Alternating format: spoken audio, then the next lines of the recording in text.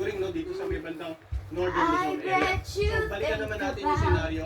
Ito yung forecast ng Global Spectral Model na nagpapakita wind forecast ng bagyong Siguring at yung pinag-ibayang habagat mananaig pa rin simula ngayong araw hanggang August 31.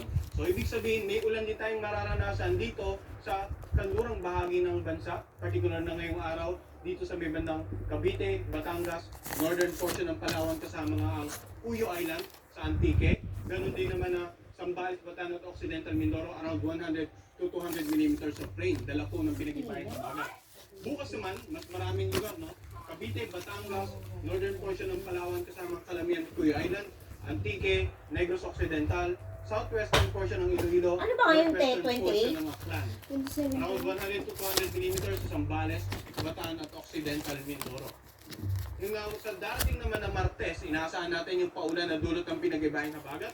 50 to 100 millimeters Cavite, Batangas, Romblon, northern portion ng Palawan kasama ngayong Puyo at Calamian Island, dito sa may bandang Antique, Guimaras, northwestern portion ng Aklan. Samantala, ang Zambales, Bataan at Occidental